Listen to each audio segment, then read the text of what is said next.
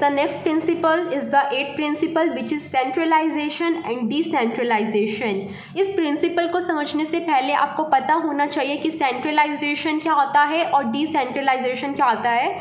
चलो फिर भी मैं आपको इस प्रिंसिपल जो ये प्रिंसिपल कहता है वो बता देती हूँ। ये प्रिंसिपल क्या कहता है, द सुपरवाइजर्स मीन्स जो मैनेजर्स हैं उन्हें क्या अडॉप्ट करना चाहिए, इफेक्टिव सेंट्रलाइजेशन। ये वर्ड है इफेक्टिव सेंट्रलाइजेशन, इसका मतलब भी मैं आपको भी बताऊंगी। सेंट्रलाइजेशन, डिसेंट्रलाइजेशन और इफेक्टिव सेंट्रलाइजेशन, ये तीनों टर्म्स का मतलब मैं आपको बताऊंगी।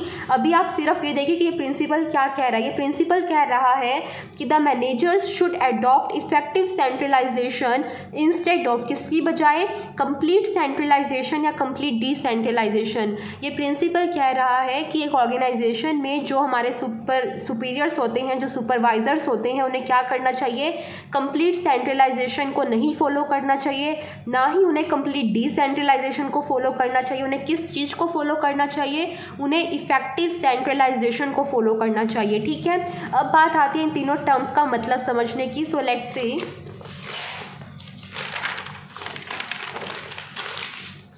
इन तीनों टर्म्स का मतलब क्या है। सबसे पहले हम देखेंगे कंप्लीट सेंट्रलाइजेशन का मतलब। ये क्या कह रहा है, that all the powers reside with top management to take decisions. और कंप्लीट डिसेंट्रलाइजेशन में क्या होगा, all the powers reside with employees to take the decisions. इन दोनों का मतलब ये है कि सेंट्रलाइजेशन के केस में जो सारे डिसीजंस हैं वो टॉप मैनेजमेंट के द्वारा लिए जाएंगे। जितनी भी अथॉरिटी, जितनी भी पावर है वो सारी टॉप मैनेजमेंट के पास होगी डिसीजंस लेने की।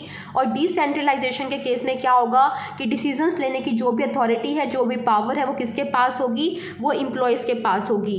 ठीक है, तो ये है सेंट्रलाइजेशन का मतलब और ये है डिसेंट्रलाइजेशन। अब देखते हैं इफेक्टिव सेंट्रलाइजेशन क्या होता है। इफेक्टिव सेंट्रलाइजेशन का मतलब होता है the power to take more important decisions, कि जो ज़्यादा इंपॉर्टेंट डिसीजंस है उन डिसीजंस को लेने के लिए जो पावर है वो किसके पास होगी, वो पावर होगी टॉप मैनेजमेंट के पास। ज़्यादा इंपॉर्टेंट डिसीजन क्या हो सकता है, जैसे कि डिसाइड करना कि ऑर्गेनाइजेशन की पॉलिसी क्या होगी। और जो and the power to take less important decisions means जो कम इंपॉर्टेंट डिसीजन है उनको लेने की पावर किसके पास होगी, should decide with the employees.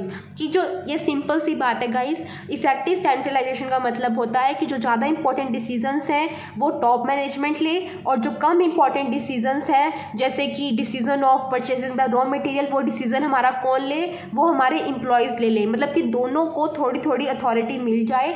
Important decisions experience person ले लें जैसे कि सुपरवाइजर्स ले लें, और जो लेस इंपॉर्टेंट डिसीजंस हैं वो लेस एक्सपीरियंस पर्सन ले लें जैसे कि एम्प्लॉयज़ ले लें। तो ये होता है इफेक्टिव सेंट्रलाइजेशन का मतलब। और ये प्रिंसिपल कहता है कि हमें यही फॉलो करना चाहिए, हमें कंप्लीट सेंट्रलाइजेशन नहीं फॉलो करना चाहिए, ना ही कंप्लीट डिसेंट्रलाइजेशन फॉलो करना चाहिए। ठीक है, तो ये था हमारा principal.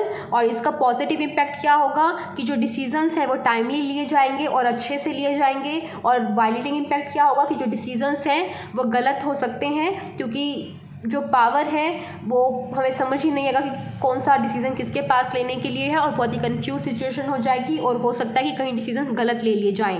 So this is the principle. I hope so you have understand this thing. That's all for today. Thank you.